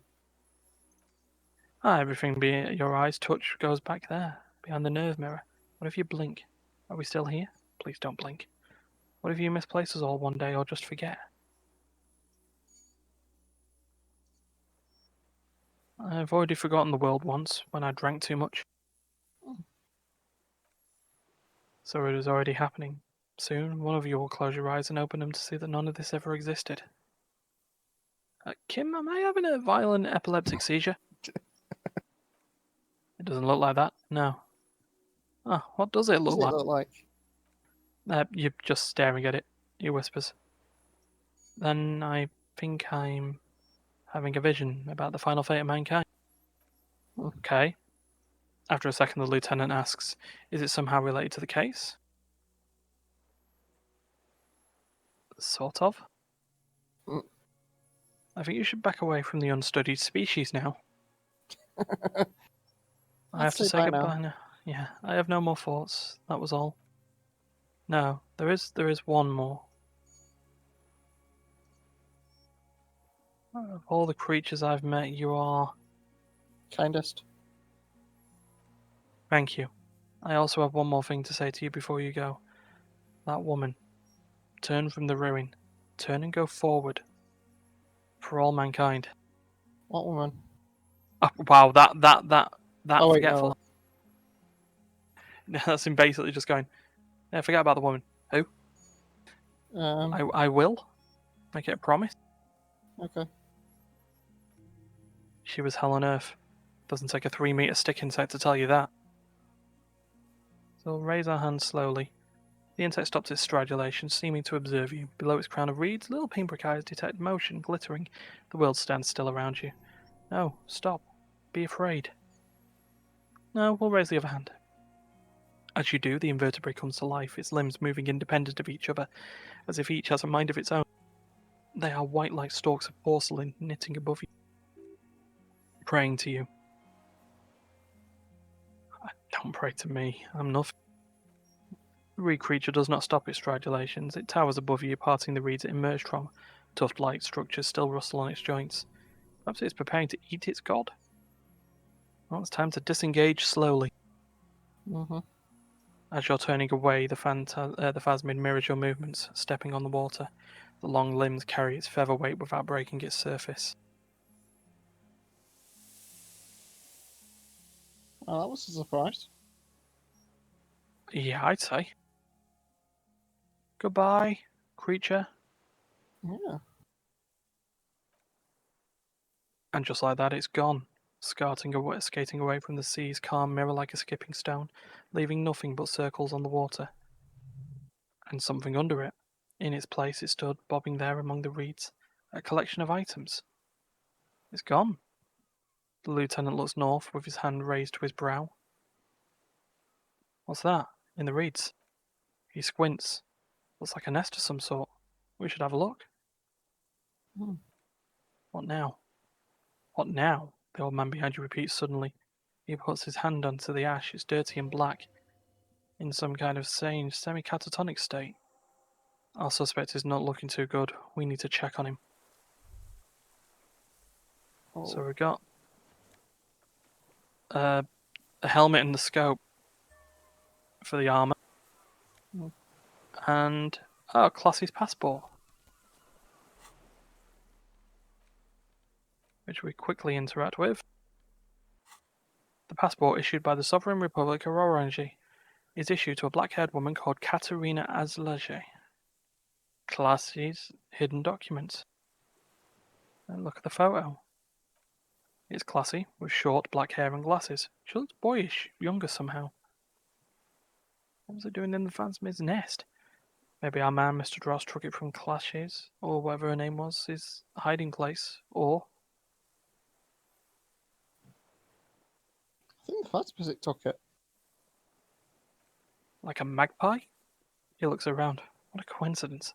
Then it would also have collected the other objects, which would be highly unusual. I can see how the helmet could wash up on the island and the scope. Maybe Mr. Dross lost it. But to seek out this would be very unusual behavior for an anthropod. Oh, it says Katerina Alage. He opens his notes. She said it would be for Anok Meyer Schmidt. Anok Meyer Schmidt. I do not know who Katerina Alage is, but it's safe to say it's not her either. In short, we got lied to, again. In a way, she's still lying to us. The lieutenant can't help but smile. What's the real name then? I don't know, but it's not Katarzyna Alage or Classy or Anouk Major Smith. We didn't even scratch the surface with her, detective. He looks east. Perhaps it's better that we didn't arrest her. Who knows what hell she'd be raising in my district by now. The winds are silent, the streets are empty of her. She is no longer in the city of Revachol.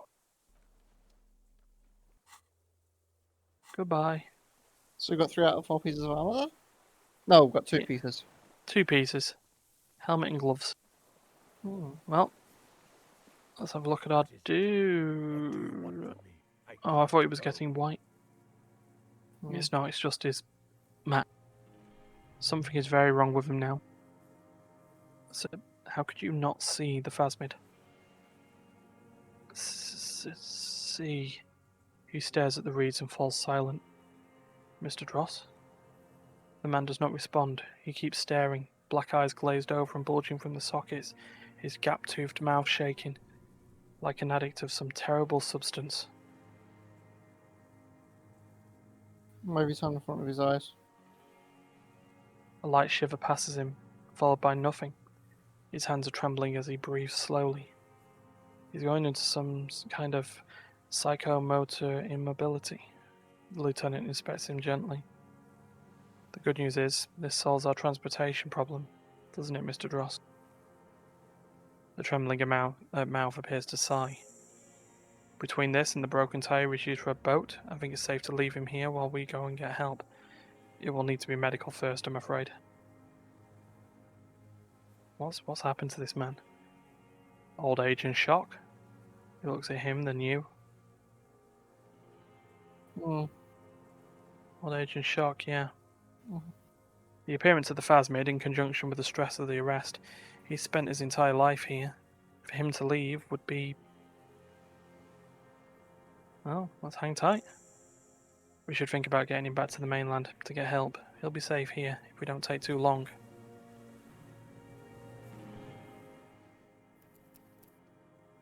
So lined up with what we... This is, like, the end of the game, so... Just, I might as well finish the recording. You can always split up a little bit if you want.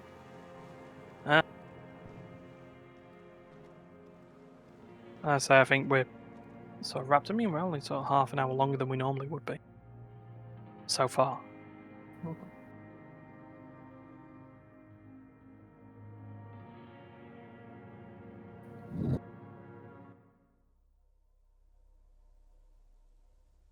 Okay. We've got to get ourselves back to the coast. Where are you running, my...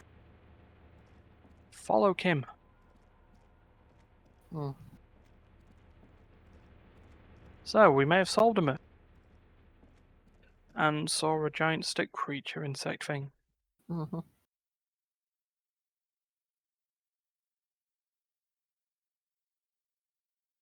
Always good to know. Phasmid was a shock. Yeah. I didn't expect it. But we can send the picture to the doctor at some point. Well, maybe if the picture still exists. The skiff is swaying on the waves by the dock. Let's return. Let's. We're done here, he says, adjusting his glasses as he looks out over the water. The skiff rocks gently under your weight as you get in. The ride back is uneventful and quiet, but for the sound of conversation on the water. There is someone inland, waiting for you. 2 men and a woman stand on the concrete square of a nameless village, looking at a small yellow boat as it draws closer. The sea is calm. You reach the jetty and climb out of the skiff. Mm. Who could possibly be waiting for us? By the way, we've got a skill point. What do you want to put it in? We can choose. It doesn't really matter. Maybe a little bit more logic. Logic. Okay. I say it doesn't really matter. Watch red checks happen now. Sure. Hello, Look what the tide brought in. says the man without sunglasses. Suddenly his expression changes and he tilts his head. Harry, you're bleeding all over the place. You're half dead. This is the man with sunglasses from the Willingham Rags. Where are his sunglasses? Wait, you're the man with the sunglasses. That's right. And you're bleeding. No one else seems to be bothered by the bleed. Bothered by it? Harry, you look like you need a fucking organ transplant. Fuck it. Let's not get into that.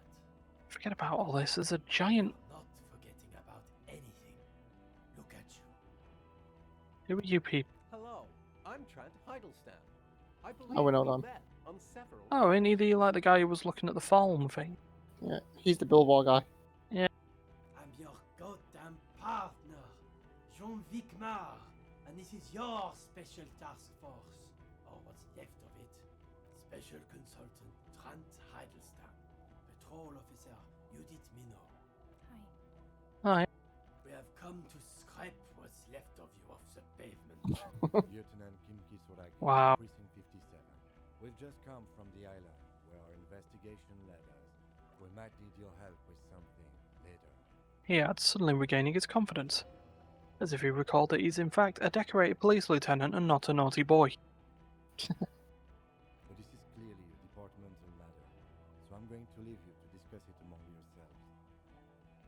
Thank you, Lieutenant, It's good to meet you, Lieutenant Kitsuragi. she says warmly, flashing Kim the tiniest of smiles, letting the lieutenant know he shouldn't feel embarrassed over the shitstorm that was about to befall you. Okay.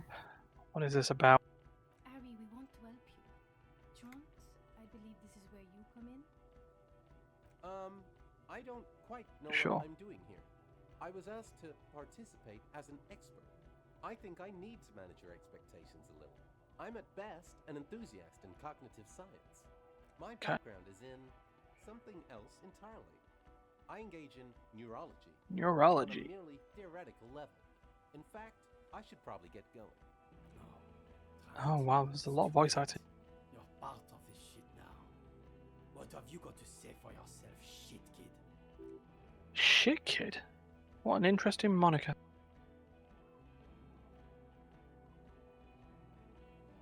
How did you know I was here? The cafeteria manager you fucked over told us where you went. Damn you, cafeteria manager, you've betrayed me for the last time. I understand, okay? Garte told you. And people on the street helped us too with your whereabouts.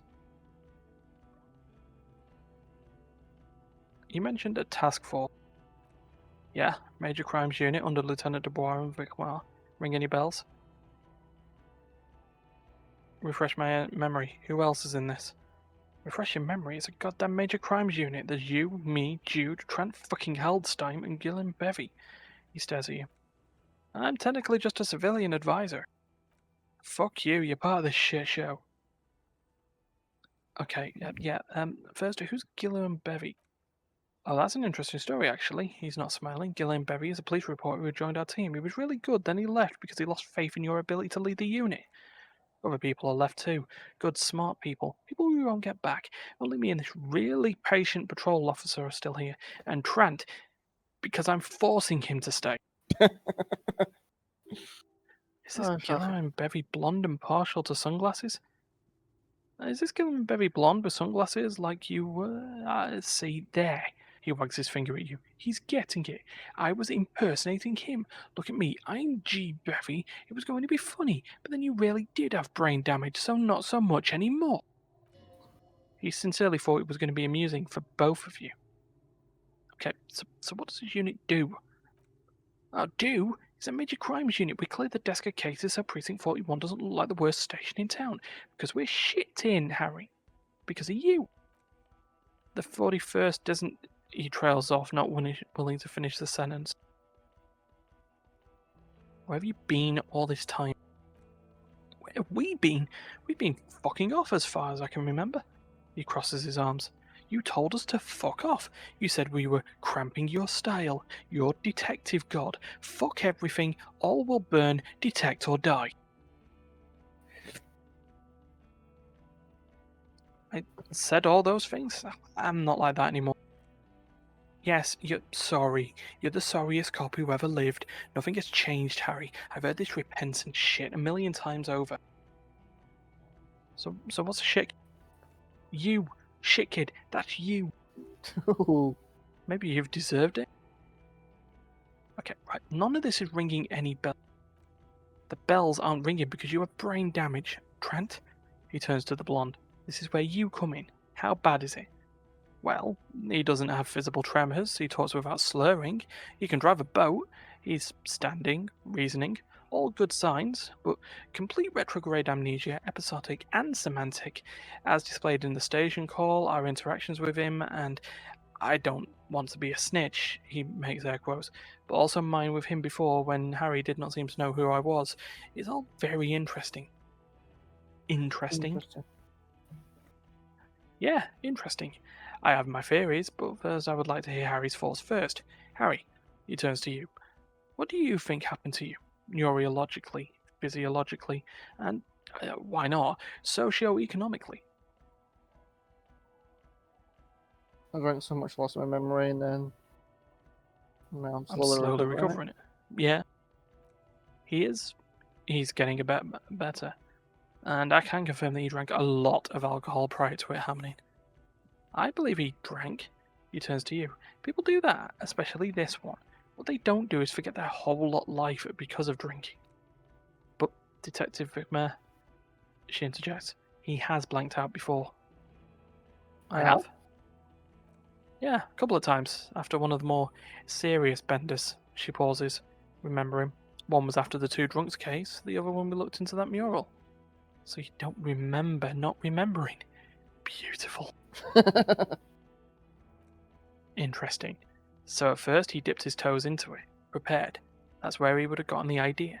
Yeah, practice. And then he used alcohol to get there, so to speak. What do you mean? Well, here's my theory. What if this is an absolutely normal reaction to the world we're living in? What if this is not a significant anomaly at all, something to be explained, approached as a defect? Look at that sensory input here. He gestures towards the scenery. Look at the ruins, the neon, listen to the radio, the multitudes, the people. Live here for 40 years. As a police detective, he's like a magnetic reader on the world tape. To borrow a known metaphor, Harry's being pushed flat against it. Total input. Hardwired to the free market, he nods confidently. He just needed it for it to end. Okay, Trent, thank you. That's absolutely meaningless. I'm glad we brought you. Will he or will he not be able to work in the Major Crimes Unit? Is he a cretin now? I want to know that. He is not a cretin, and he is able to do work, if not in his previous leadership role, then as a line detective. Well, I'm ready to lead again. No, I'm going to say 2. No one even mentioned that. He looks at you. Well, that's a shame. Then at Trent. I misphrased my question. It should have been, is he able to put his clothes on and use the potty, or do we need to get him on a disability pension? What now? Now, nothing. Now we're just going to stand here. Really? We'll just stand here. Mm. Just, Okay. yeah, just stand there. It's cool. See, we get back to it. Really? No. Now we discuss that. He points to the water. What the fuck did you do to our motor carriage? Why is it there, Harry? I drove it into the ocean when I was drunk. So refreshing. You just didn't miss it. Thank you for your honesty. Thank you for destroying 45,000 rail of police property that's coming out of everyone's payslip. It doesn't matter. He exhales to calm his breathing. Your badge, Harry. Show me your badge. Show it to them. Got my badge right here. In a rush to demonstrate your badge, your eager fingers can't sustain a grip on the smooth plastic, and the badge slips out of your hand. Got it. Not today, badge. Hey. Behold, my badge.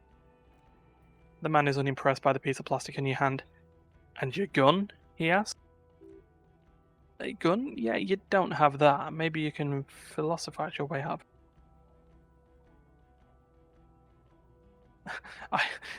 I upgraded my gun to a rifle. Upgraded it? I don't care about your weapon mania, Harry. I only care about your official sidearm, which you lost. Yeah, I don't have that. I don't have my sidearm. I knew it. I told you I didn't have it. This isn't cause for celebration. It's bad.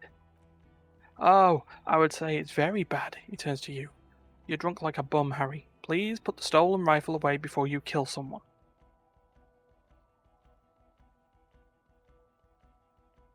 So it doesn't even matter that I found my gun. You were never supposed to lose it in the first place. Not lost is your gun's natural state, you drunk bum. I'm not drunk. I haven't started drinking again. No. Look, we're fucked either way. Mm. So you forgot to drink? I don't buy it. Why do you smell like a corpse then? He's wounded. He looks at you. It's been a long week, and he's handled an actual corpse.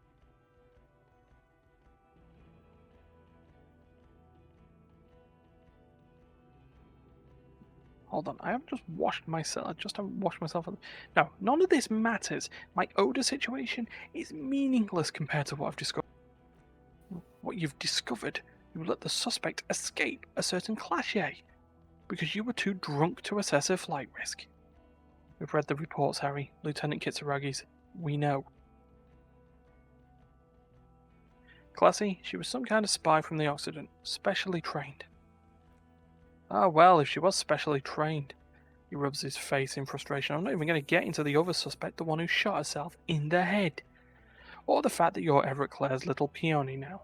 I don't know what for him. That small-time stuff, that's nothing. That's a humorous anecdote. Compared to the 8 people who were gunned down, the streets are literally red with blood, Harry. It was fucking mass murder. He did everything he could, the lieutenant interrupts. We did everything we could. The company hired unvetted mercenaries. Lieutenant Dubois got between them and the locals. He did so at considerable risk to his own life. He was shot, not once, but twice. We stopped an execution, not a negotiation. The loss of life was minimal compared to what it could have been.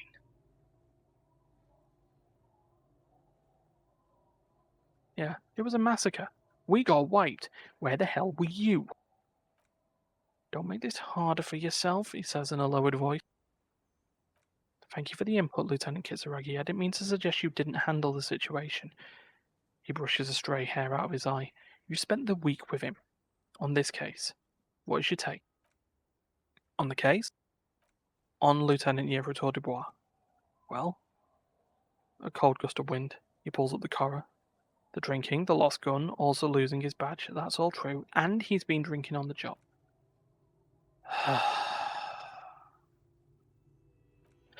Then there's the self-flagellation issue. He likes to apologise profusely, making it sound like he's guilty of at least first-degree murder. It's not a good communication strategy for an officer. It's just strange, especially in light of his political views. I trusted you, Kim. Detective Dubois is, as you may know, a true blue moralist, a man of the centre, not prone to political outbursts, which is commendable, but also at odds with his behaviour. Odder still, he's a Mazovian socio-economist who believes in liquidating the ruling class. How he reconciles those 2 points of view, I do not know, but he is vocal on both of them. Right, this is effectively the wrap-up. This is the people will remember you for. Yeah. And then there's the motor carriage in the sea, and the drugs, of course, amphetamine mostly. But despite all this, he's a great detective, one of the best I've seen, in fact. He can talk human beings into telling him anything, and he doesn't stop. In all the time I've spent with him, he has not once stopped working on the case. He is tireless, madly driven. Well, except that one time when he stopped to sing karaoke, which, by the way, was a valiant effort. He really did sing his heart out. It was what it was. Other than that one time, he has tirelessly worked on the case, and he solved it. We have a confession, a murder weapon, and the perpetrator locked on the island right now, awaiting transportation. He's apprehended a revolutionary brigade who stayed hidden for 50 years, ever since the revolution, who's probably committed other murders over these years. He pauses. Oh, and he also discovered a new species. A new species? Yeah, a colossal stick insect. It was on the island, camouflaged as the reeds. It unfolded from the reeds. I think we may be dealing with the Insulindian phasmid. He takes out the photo of the phasmid and shows it to the officers across the yard. The wind blows, flapping the glossy rectangle in his hand. As you can see, it's about 3 meters tall. In fact, I think it may be the largest land invertebrate ever discovered. Oh. Boom shakalaka, motherfucker. Yep. Fucking hell is that? The man cranes his neck, still looking at the photo. Is this somehow connected to the case? The killer did not seem to be aware of the phasmid's presence. Exhibiting a strange, atypical dementia, he fell into a stupor after its appearance. He became near catatonic. The phasmid may have contributed to his mental state in some way over the years. Oh. So it is connected? ... Oh. I must say, this, he points to the photo, is absolutely extraordinary. I don't even have the words for it. Yes, it really does make it hard to fire the drunk. His tired eyes follow the photo as the lieutenant puts it away. That is a very, very sad man who has just seen something that made him forget his sadness. Now, you make your case.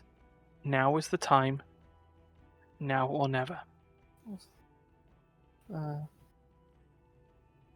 the killer is Avalanche Downs. We have him for motto from that. Lilianovich. The special consultant raised an eyebrow. A revolutionary matronym. A revolutionary matronym? The custom started in Grad, where they have patronyms Krasovich, Lazovich. The revolutionaries saw this as a chauvinist activism, so they used matronyms instead, derived from the mother's name instead. Oh yeah, Lilianovich. Hmm. The man's mother was Lilian. He's Lilian's son, Lilianovich. The custom was overturned after the revolution failed, but not before it made it to Revachol. So it is what a soldier of the ICM would be called. Thank you, Trent. Thank you for that piece of cultural theory. He turns to you. You said you have a motive. Of course, excuse me. I just thought it was noteworthy. Hmm. He wasn't quite sure about the straggler before he heard this detail. It must have convinced him. He killed the mercenary hoping to start a war between the company and the Union. Hmm. And it worked. He got a war going. Yeah, until we stopped it. The lieutenant is quick to correct him. He saw the mercenary as an enemy combatant. There's plenty of prosecution to pick from as far as the motive is concerned. Also, we have a sniper's nest with full view of the room in which the mercenary died, right on the island. And 2 officers on the scene that Mr. Dross confessed to. It's a clean win. Oh, it's way more than that. Way, way more. Hmm. I did all I could. Every second was a struggle. I never doubted you could pull yourself together and work. In bouts. Bouts don't last. He buttons his jacket. I can still smell the booze on the wind. God damn it, it is bad. Even you can smell it. Also, the previous head of the Debordage Union was assassinated by our kill. The lieutenant lowers his voice just a little. This is a conversation where we're no longer out in the open, in Martinez, where Everett and Edgar Clare are ears everywhere. Understood, of course. But a case against Everett would be big. The consultant too has lowered his voice. I'd prefer not to partake in anything union related for political neutrality. This has to be good stuff for him to backpedal out of it the first mention. There was also a dead man on the boardwalk, a missing person I found. Yes, fallen through a gap in the boardwalk, drunk. How did you know I found him? The body was transported to Precinct 41, our morgue. I had Tilbrook and Mullins take care of the funeral arrangements for family stuff. You're not the only cop in the world, Harry. This all comes back to us. Still, she says quietly, good work with the missing person detective. I looked into the mystery of the doomed commercial area. He shrugs. I don't know what doomed commercial area is. Rue de Saint-Ghislain 10, a commercial building where all businesses go bankrupt. I looked into it.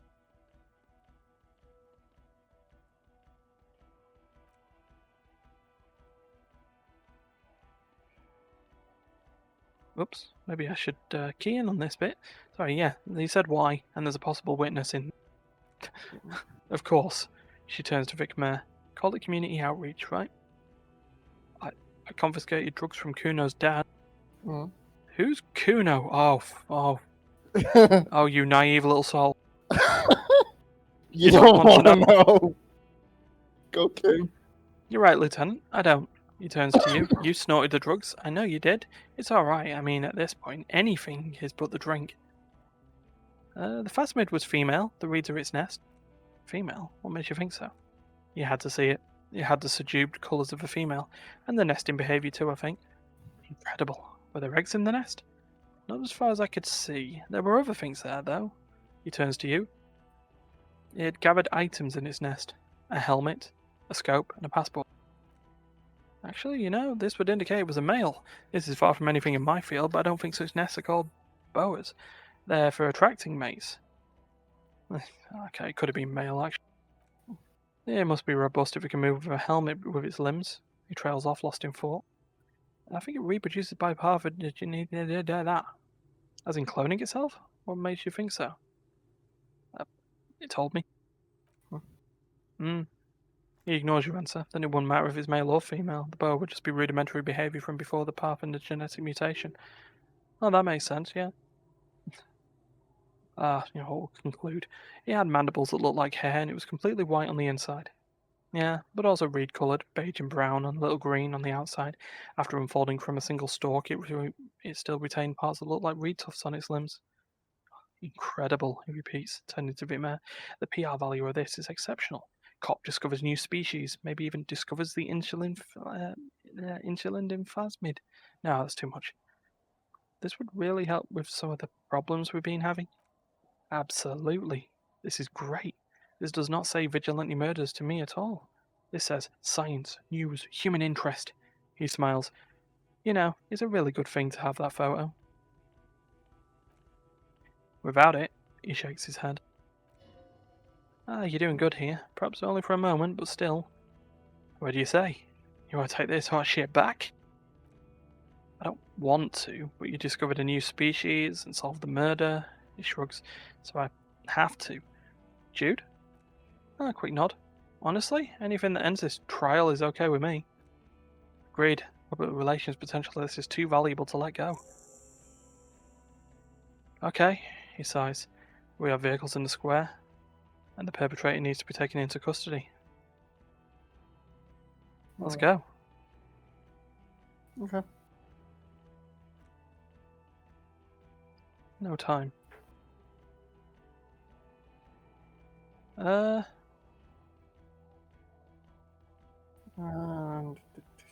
Should we just say that we're ready? I know there's a lot of who am I on this, but let's ask what Kim's doing. Lieutenant Kitsuragi, what will you do now? Well, first I'll go back to my station and write the most detailed report anyone has ever seen. It will have to be good to cover all this. Then I'll have a serious talk with my captain. What? He pulls up his collar and looks around. The cold spring light reflected in the lenses of his glasses. Detective, we just stopped a small-scale war. Something is happening to Revachol. I don't know what yet, but it's going to be a hard spring for the RCM. We need to get ready. Infiltrate. Investigate. Distant traffic, a scrap of newspaper drifts by, carried by the wind. Want to do that at Station 41? Talk to Captain Price? I'd rather not ruffle the feathers of two captains with my doom-mongering. No, I meant investigate. Come on, work in Precinct 41. Work with Price? A crooked smile quivers on his lips. I'm flattered, but I don't know if I would fit in. I'm crazy enough, can take the stress. He doesn't know how to finish the sentence. Flattered. You're Lieutenant Kitsuragi. We would be flattered if you even considered.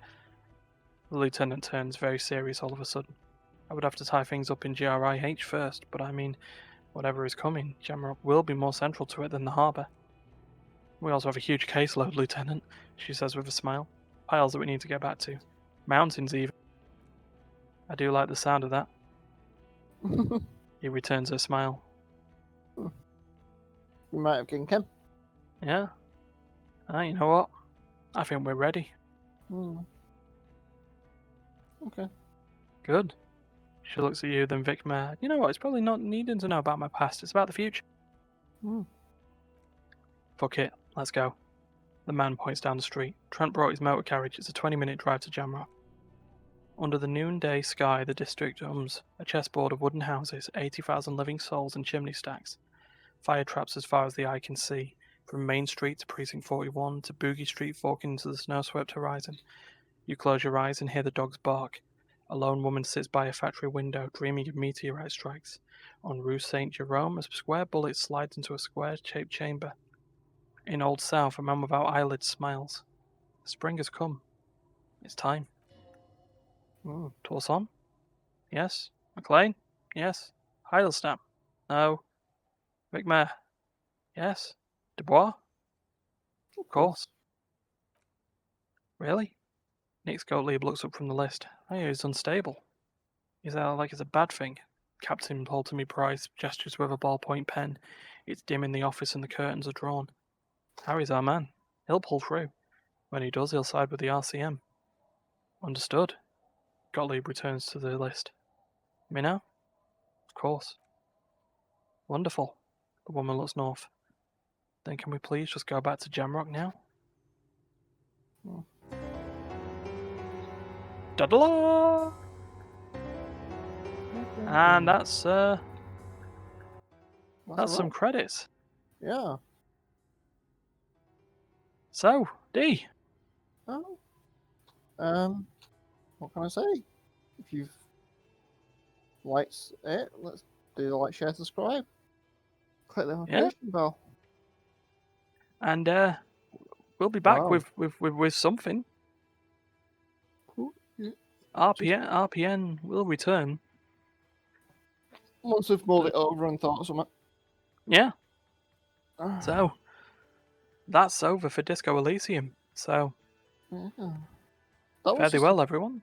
that was a nice plot twist.